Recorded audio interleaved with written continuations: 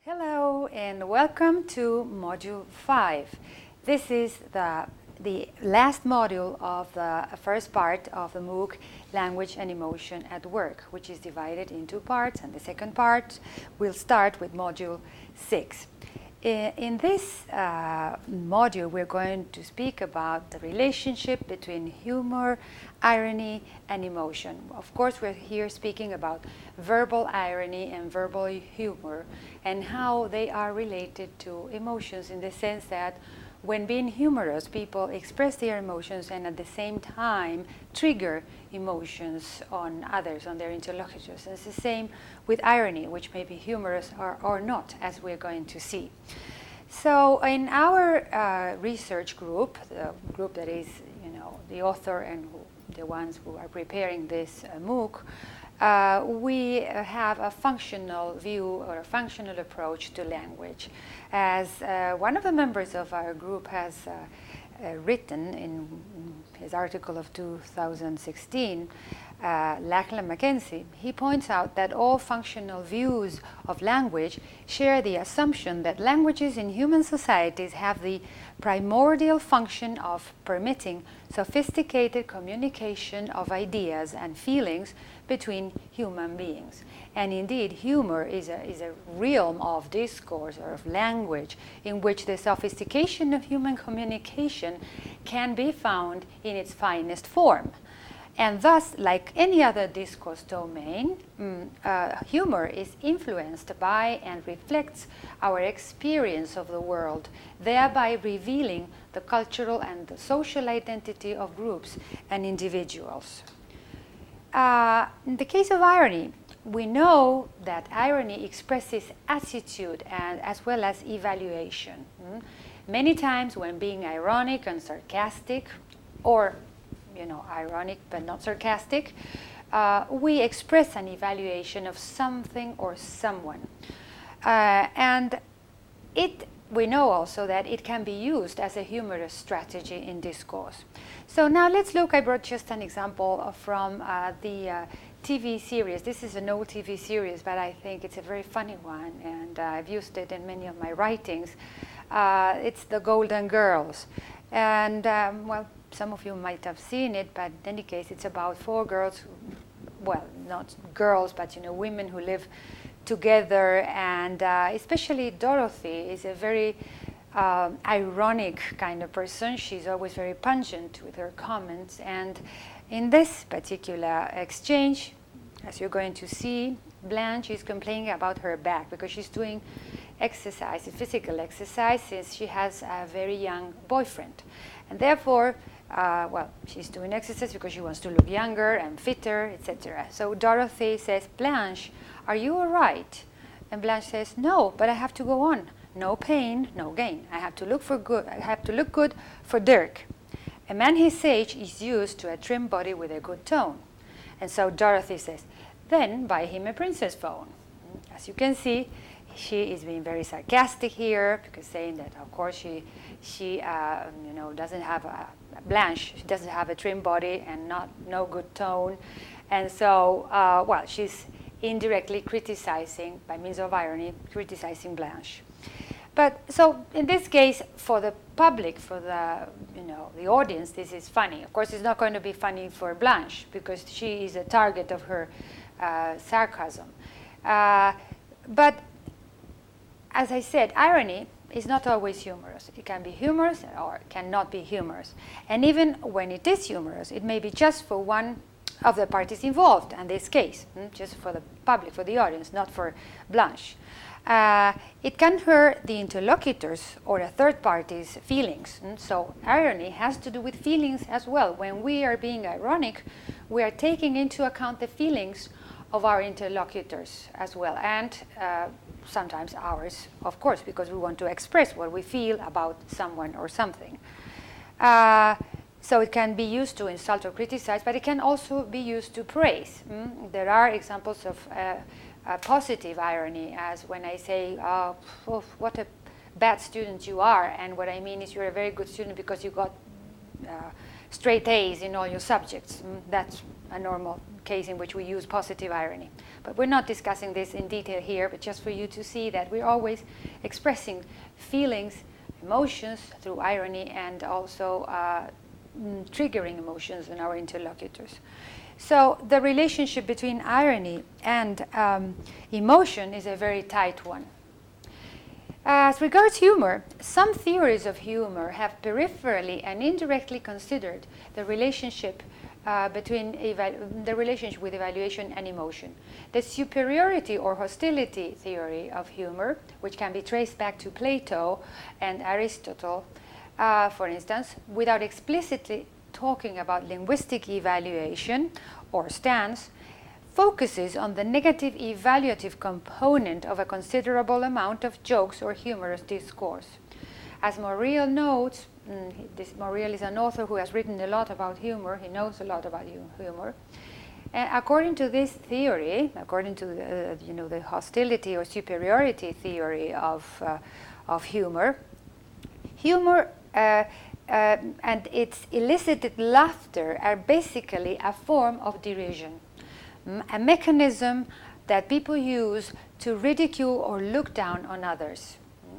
Sigmund Freud also writes about the aggressive content of what he calls tendentious jokes, which are called like that because they contain a negatively evaluative message as well as possibly triggering negative emotions in the target. So humor and irony are related, but by no means do they refer to the same phenomenon. Ironic utterances may be humorous or not, as I said. And similarly, humorous utterances may or may not be ironic. But undoubtedly, humor and irony share some characteristics, one of them being the fact that they can both be used for the expression of values and emotions. And therefore, they very often act as strong vehicles for appraisal and stand-taking, as well as for the manifestation of our feelings. And that's why we included these two topics in this module, because we thought they were very important. They form part, let's say, of the pragmatic level of analysis. And you cannot speak about language and emotion without touching on irony and humor. So, as I said, the relationship between irony and humor is very tight, and it has to do not only with stance and emotions of the speaker, with the stance and emotions of the speaker, ironist or jokester, but also with those of their interlocutors. Because, as I said, when using irony or when being humorous, we're also triggering emotions on the interlocutors or the hearer or anyone who can be there in the discourse situation with us. In the case of humor and jokes, the possible reactions from interlocutors could be mainly of three kinds. First of all, the interlocutor or the hearer may just laugh or adopt what we call the mode adoption. As Attardo, who's also a member of UNED, as you know, and he's an expert, a world expert in humor and humor theories, he explains that on the hearer's part, laughter after a joke expresses some degree of agreement with the speaker that the occasion was appropriate for joking. In these cases, therefore, the evaluation implicit in the laughter is generally polarized towards the positive end of the evaluative continuum. If I laugh, I agree that your joke was funny, so of course I am somehow positively evaluating you because I liked your likes. I liked this has also to do with politeness theory. I like the joke that you told me. So laughter is then seen as a conversational strategy to acknowledge and support humorous utterances. In Hayes' terms, this is called humor support. Now, the second possible reaction could be the not funny reaction. In most cases, this reaction is meta-evaluative of some previous, generally negative evaluation stated in the joke, and at the same time shows the negative feelings of the interlocutor or target of the joke towards the jokester.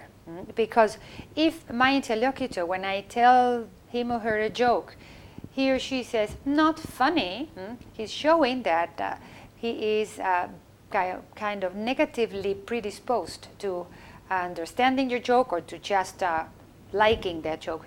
He or she doesn't like the joke. That they think it's not funny.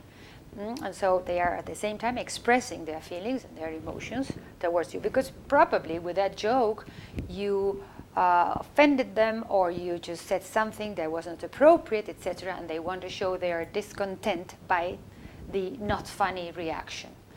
And the third option could be just ignoring the joke.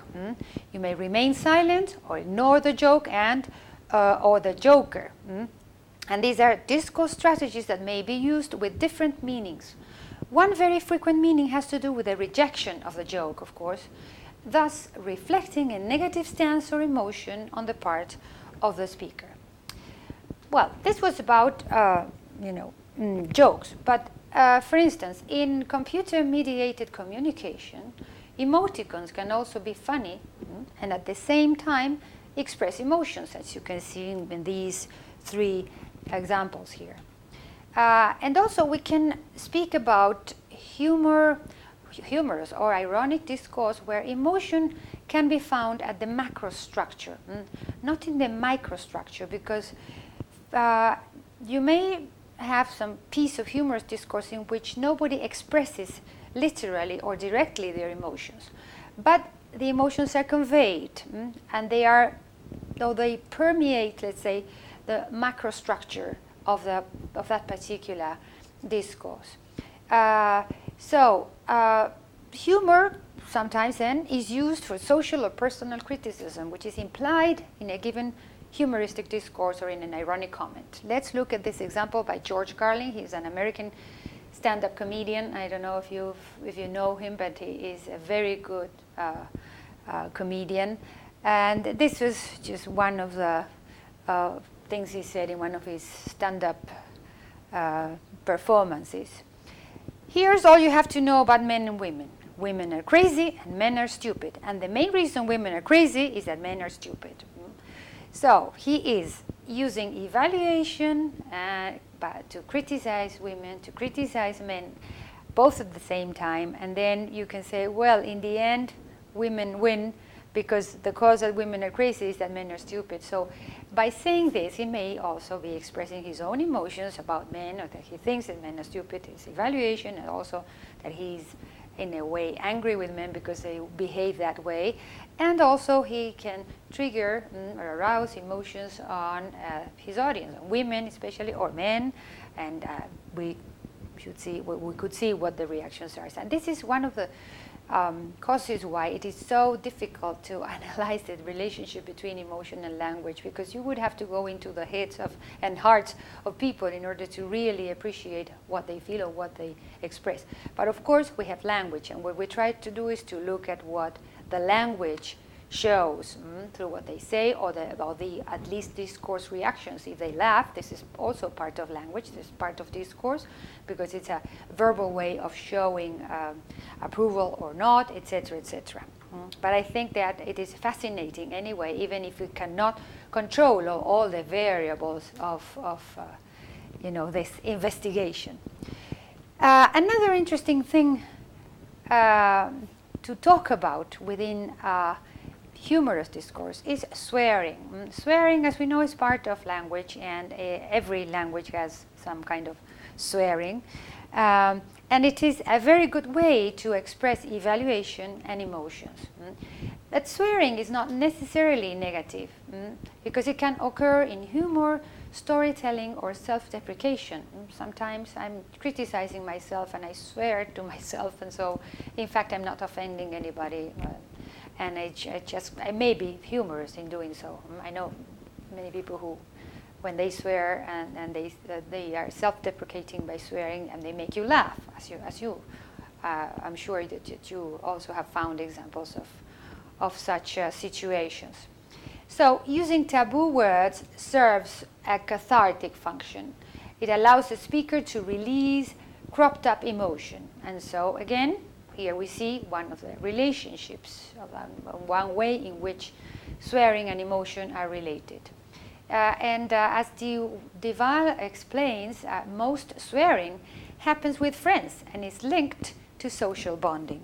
And it also, normally or could normally occur in funny situations. So, this was just a general introduction for you to see that there is a very tight connection between the verbal phenomena of irony and humor and human emotion. But this was just the introduction, as I said. But coming up in this module, we have, in the other parts or videos, Dr. Salvatore Attardo, who will tell us about the distinction between humor and mirth, humor being a cognitive phenomenon, and mirth being the emotion elicited by the perception of humor. So they are not the same thing. One thing is the emotion, the other one is a verbal phenomenon.